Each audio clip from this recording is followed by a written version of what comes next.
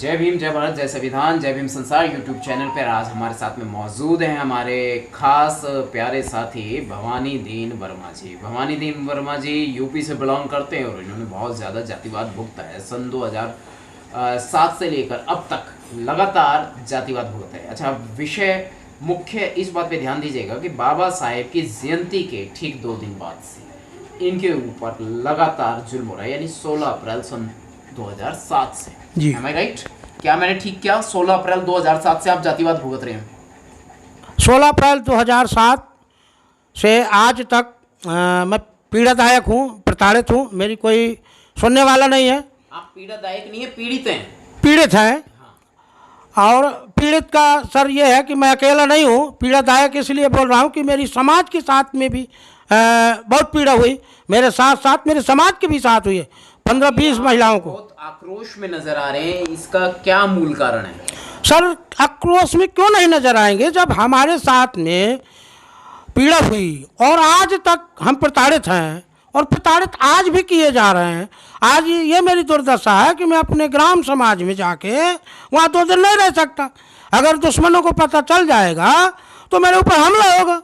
मेरे बच्चे तो कभी नहीं जाते, मेरी मजबूरी है, मेरे बच्चों की मजबूरी है, क्योंकि हमको शासन प्रशासन से कोई न्याय नहीं मिला और उनके ऊपर कोई कार्रवाई नहीं हुई। न्याय क्यों नहीं मिला आज तक आपको? न्याय क्यों मिलेगा सर? जब ये बताइए कि पखंडवादियों की सरकार है और इस भारत देश में 99% किसी भी विभाग में देख लीजिए करप्शन ही करप्शन है, तो न्याय की कैसे उम्मीद करें? वो लोग तो ये कहते हैं कि दुनिया में सब कुछ ठीक ठाक चल रहा है, बढ़िया। नहीं सर, ये तो देखिए, ये तो गलत है सर, ये गलत है, ये गलत है। मैं आज 15,000 की नौकरी करता हूँ तो 15,000 में अपने परिवार को कैसे पालूं?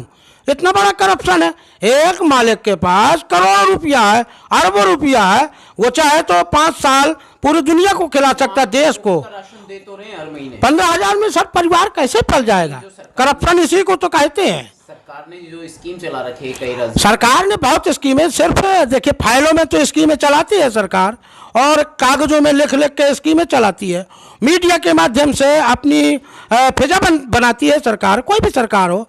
लेकिन जो सुविधा और जो मदद यानी कि गरीब तबके के लोगों को मिलना चाहिए वो आज तक नहीं मिलती है, नहीं मिलेगी। जाने अनजाने में कहीं आप सरकार की मदद तो नहीं कर रहे हैं कि नहीं? देखिए, नहीं सर, हम क्यों सरकार की मदद? सरकार तो आप हैं, सरकार आप हैं, हम सरकार की क्यों मदद कर? हम तो सरकार से उम्मीद करते हैं कि सरकार हमारी मदद करे। हम सरकार, अरे आप तो सरकार हैं। आप चाहे तो देश का नाम बदलें, आप चाहे तो किसी भी संस्था का नाम बदल दें, आप चाहे तो किसी भी राज्य का नाम बदल दें, आप चाहे तो किसी भी जिले का नाम बदल दें। आप हमारी जो सरकारें हैं, नाम बदलने के अलावा आज तक किया ही क्या है? आज तक किया ही क्या? अरे मेरे गांव में, मैं 50 साल की मेरी उम्र है, एक नाली नहीं बनवा पाई सरकार। गलती से कहीं ऐसा तो नहीं है कि आप मेहनत कम करते होंगे? और सर कैसे? मेरे से 12 हमारे परम पूज्य बाबा साहब ने हमको जब संविधान लागू हुआ तो हमको परम पूज्य बाबा साहब ने 8 घंटे की मजदूरी के लिए हमको ऐलान किया और संवैधानिक जो हमारी व्यवस्था परम पूज्य बाबा साहब ने दी, 8 घंटे हमसे 12-12 घंटे ड्यूटी ली जा रही है। 12,000 रुपए में 12-12 घंटे ड्यूटी ली जा रही है। कितने साल से? मैं तो 35 साल से साहब नौकरी कर रहा हूँ, 12 घंटे की ड्यूटी करता हूँ। आपकी सरकारी है, प्राइवेट है? प्राइवेट है, शुरू से एक ही लाइन में प्राइवेट है। कोई भी प्राइवेट संस्था में देख लीजिए तो ओवर टाइम नहीं देते, खाने का पैसा नहीं देते। आपने कहा कि आपके पास काम धंधा नहीं है, मतलब एक नौकरी है ड्राइविंग की, वो भी प्राइवेट। मैं ये कह रहा हूँ यदि आप हो सकता है कुछ खाने पीने का काम खोल देते, कोई और काम खोल देते, हो सकता है आपकी गाड़ी चलनी। और रोजगार कहाँ है सर? रोजगार कहाँ है? वही तो कह रहा हूँ, इसी को तो गुलामी कहते हैं। सुनिए, आप कहीं पे खाने पीने की कोई रेडी लगा लेते, कोई दुकान खोल देते। तो सर ये बताइए कि चलिए ठीक है, हम खाने पीने की रेडी लगा लेंगे, अगर ये पूरा देश रेडी और पकौड़ा बेचेगा तो नौकरी कौन करेगा? सब पकौड़े बेचेंगे तो खरीदेगा कौन? तो या तो आप नौकरी कर लो या पैसा बना लो।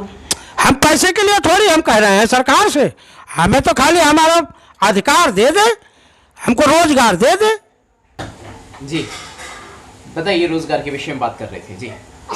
तो सर जैसे आप रोजगार की बात करते हैं, चलिए मैं पकौड़े की दुकान लगा लेते हैं, ठिलिया लगाता हूँ और उसमें लिख देता हूँ कि भवानी दीन चमार या भवानी दीन जाटो लिख दूँ या भवानी दीन अग्रवाल लिख दूँ, तो मेरा खाना खाएगा कौन? नहीं आप नाम छुपाइए ना, भवानी दीन वर्मा लिख लो, भवानी दीन शर्मा लगा लो।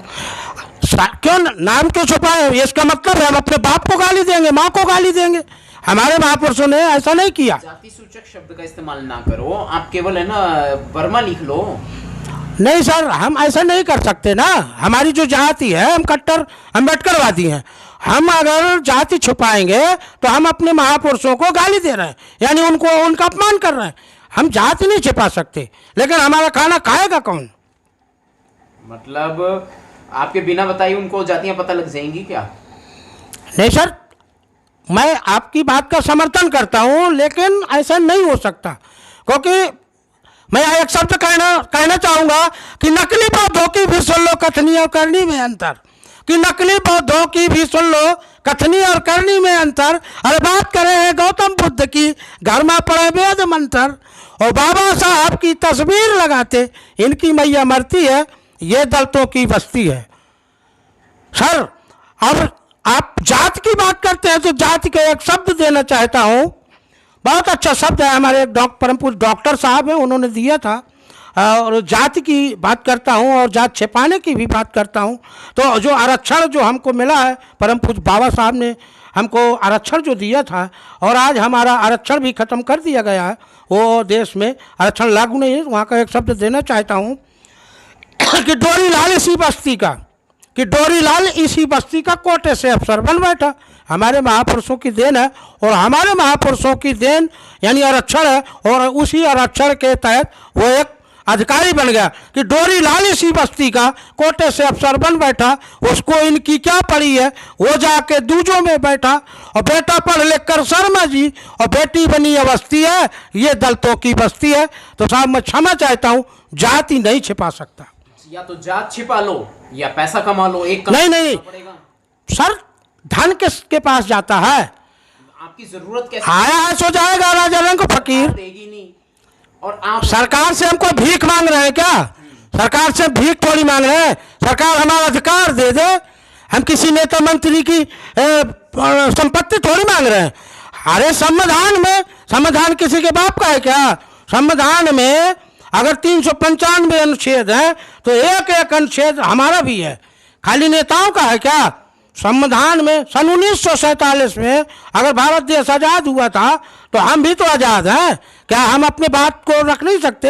हमारा अधिकार, हम अपना अधिकार मांग रहे हैं, हम सरकार की संपत्ति नहीं मांग रहे हैं। मुद्दा ये है कि आपके पास पैसा नहीं है, पैसा चाहिए, पैसे के लिए काम करना पड़ता है, वो आप कर ही रहे हैं लगातार 35 साल से।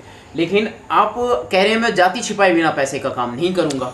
तो सर हम बोल तो रहे हैं, हम जात छिपा के नहीं लेना। अरे हमको जैसे ठीक है, हम आरक्षण पे थोकता हूँ, मैं मुझे आरक्षण भी नहीं चाहिए। आरक्षण पे मैं थोकता हूँ, वो पखंडवादी ले ले, ब्राह्मणवाद ले ले, मुझे आरक्षण की जरूरत नहीं है, लेकिन हमारा अधिकार तो दे दे। अगर हम आज मैं अपनी बेटी को या बेटे को किसी अच्छे स्कूल में पढ़ाना चाहूँ, सरकारी स्कूल की बात नहीं करता, प्राइवेट संस्था में अगर पढ़ाना चाहूँ, तो मेरी बेटियों को या मेरे बेटों को तिरस्कार किया जाता है साहब, उनको बराबर का सम्मान नहीं मिलता। हम बराबर का सम्मान मिलते हैं। ये जो लंबी चौड़ी चाहे योगी हो चाहे मोदी हो, ये संविधान की बात करते हैं, परम पूज्य बाबा साहब की बात करते हैं, और आज हिंदू राष्ट्र की बात करते हैं। अब आप कहते हो जात छिपाने की, तो मैं एक शब्द कहना चाहता हूँ कि हिंदू राष्ट्र बना लो, हमें कोई दुख नहीं है, लेकिन अपनी बहन बेटियों का रिश्ता हमारे बच्चों से करेंगे क्या ये लोग? किस बात पे हिंदू हमको रखते हैं, या किस बात पे हमको हिंदू तय करना चाहते हैं? अगर हिंदू राष्ट्र बनाना चाहते हो तो हम में जाति क्यों? ये जाति की बात कहाँ से आती है? अगर हिंदू राष्ट्र ठीक है, हम सब कार्य करते हैं, हम हिंदू राष्ट्र में शामिल हो जाते, तो बहन बेटियों का रिश्ता कायम रखेंगे, बहन बेटियों का रिश्ता कायम रखेंगे। हिंदू राष्ट्र किस पद पे हमको मंदिर पे जाते हमको घुसने नहीं देते हो? क्या आप मंदिर जाना चाहते हो? हम मंदिर नहीं जाना चाहते, हमको मंदिर की भी आवश्यकता नहीं है, मंदिर की आवश्यकता। लेकिन यहाँ जब ये बताइए कि राष्ट्रपति को रोका जाता है मंदिर जाने के लिए, मंत्रियों को विधायकों को रोका जाता है, दलित समाज क्यों? देवी देवता को मानते नहीं, भगवान को मानते नहीं, आरक्षण आपको चाहिए। अरे भगवान है कहाँ? सुनिए, तो इसीलिए तो आप दुखी। आज ठीक है, मैं भगवान को मान जाऊंगा, आज मैं कहता हूँ भगवान से 2 करोड़ रुपया दे दे, 4 किलो सोना चांदी दे दे, मेरी बीवी का गला सूखा पड़ा है, मेरी बेटी की पायल बन जाए, भगवान देगा क्या?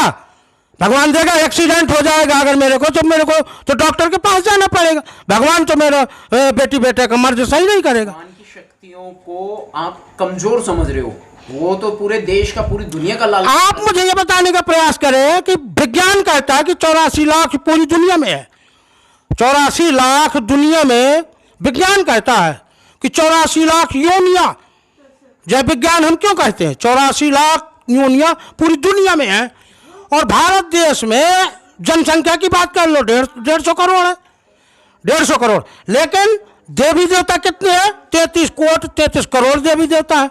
तो आप ये बताइए मुझे कि 84 लाख बड़े या 33 करोड़ देवी देवता बड़े? क्यों हमको भ्रमित करना चाहे? तो हमको पागल मूर्ख समझ रखा है क्या?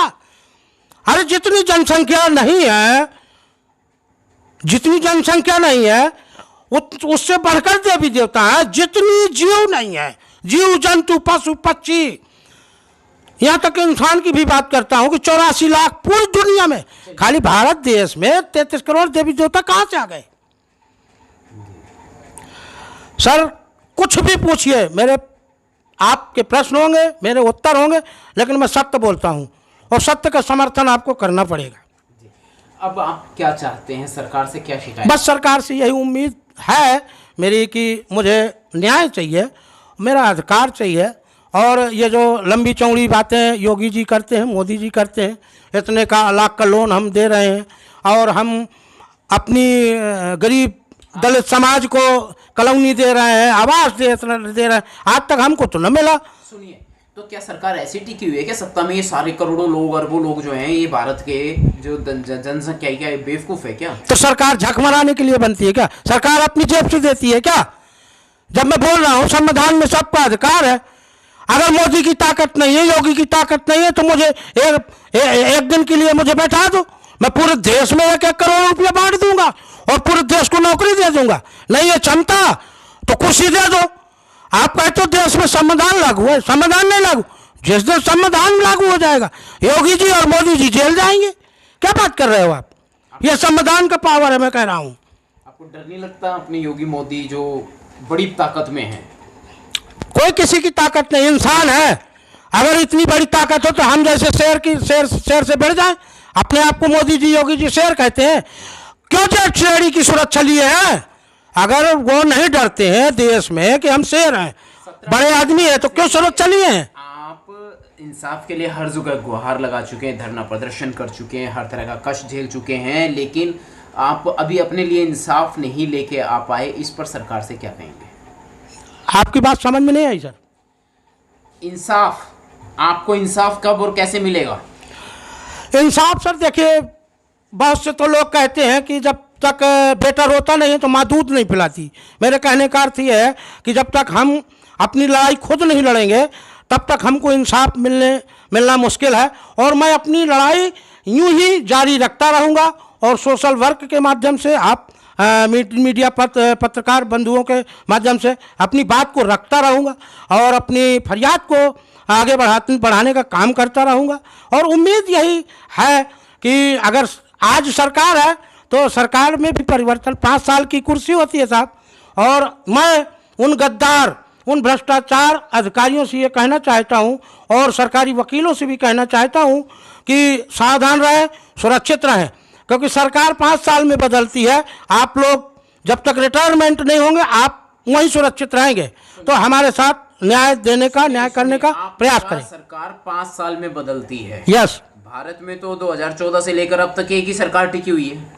इसको भी तो करप्शन कहेंगे, ईवीएम का घोटाला है सर। मैं चुनाव आयोग से कहना चाहता हूं कि चुनाव आयोग की एक बात कहता हूं कि चुनाव आयोग की सुन लो चर्चा, सभी गुंडे भरते हैं पर्चा। बुरा मत मानिएगा सर, कि चुनाव आयोग की सुन लो चर्चा, सभी गुंडे भरते हैं पर्चा। दिल्ली में गूंजे किलकारी और दिल्ली तो हुई हमारी।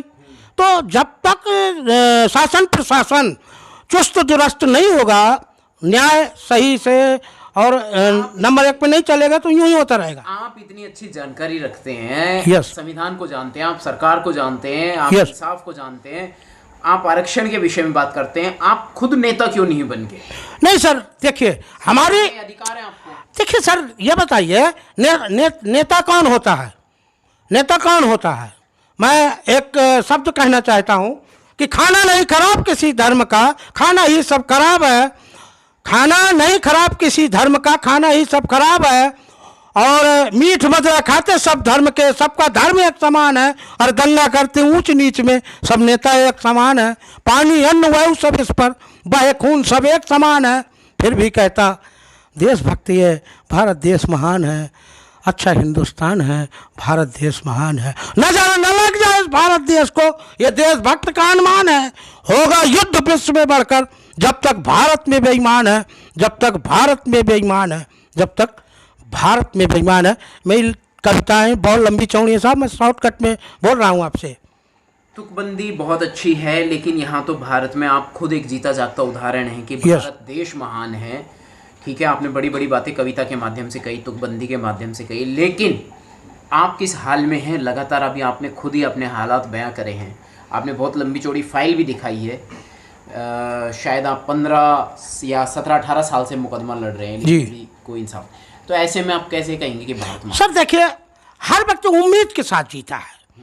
माँ बाप हैं तो एक बच्चे से उम्मीद करते हैं, और बच्चा है माँ बाप से उम्मीद करता है। वही उम्मीद के साथ जीवित हूँ कि उम्मीद है मुझे। 35 साल यस, आप उम्मीद कर रहे हैं। यस। तो उम्मीद पे ही कायम रहेंगे? नहीं सर, देखिए ऐसा है कि कायम तो रहना पड़ेगा। कामयाबी मिली क्या? कामयाबी आज नहीं तो कल मिलेगी। देखिए एक मैं सवाल आपसे कहना चाहता हूँ कि हार मान लेना सबसे बुरी बात है। हार जाना बुरी बात नहीं है, हार मान लेना सबसे बुरी बात। तो हार नहीं मानना चाहिए। जीतने भी तो नहीं दे रहे हैं, जीतने भी तो नहीं दे रहे हैं। जीतने को नहीं देंगे। जब देखिए, ये हमारा बहुजन समाज है, और बहुजन समाज को बरगलाने वाले लोग बहुजन समाज के ही व्यक्ति हैं। और जिस दिन ये बहुजन समाज हमारा एक हो जाएगा तो हम क्यों नहीं जीतेंगे? जीतना पड़ेगा सर। जी, बहुत बहुत शुक्रिया, बहुत बहुत साधुवाद। हमारे साथ में आपने देखा है जय भीम संसार यूट्यूब चैनल पर भवानी दीन वर्मा जी को। बहुत लंबे अरसे से पीड़ित हैं और अपनी व्यथा कह रहे हैं। एजुकेटेड नहीं है, सुनाई कम देता है, बहुत ज़्यादा पीड़ित हुए हैं, परिवार सहित पीड़ित हुए हैं, और गांव से यहाँ आगे और यहाँ तक मतलब जो है अभी तक इंसाफ इनको नहीं मिला। तो ये आंकड़े हैं, ये कड़ियाँ हैं, और देखा आपने कितनी लंबी चौड़ी फाइल इन्होंने आपको दिखाई है केस की, कितनी सारी रजिस्ट्रियाँ कर रखी हैं, लेकिन इंसाफ अभी तक नज़र नहीं आ रहा। और ये भी एक जातिवाद का विषय है। जो लोग ये कहते हैं कि भारत की राजधानी में जातिवाद नहीं है या इंडिया में जातिवाद नहीं है, जातिवाद बहुत ही मतलब जो है ख़त्म है, कम न्यूनतम स्तर पर, ऐसा नहीं है। जीता जाता उदाहरण आपके सामने है। फ़िलहाल इतना ही। अगली कड़ी में कुछ इसी तरह के मुद्दे लेकर फिर हाजिर होंगे। जय भीम, जय भारत, जय संविधान। नमो बुद्धाय, जय भीम, नमो बुद्धाय, जय संविधान, जय विज्ञान, जय मूल निवासी।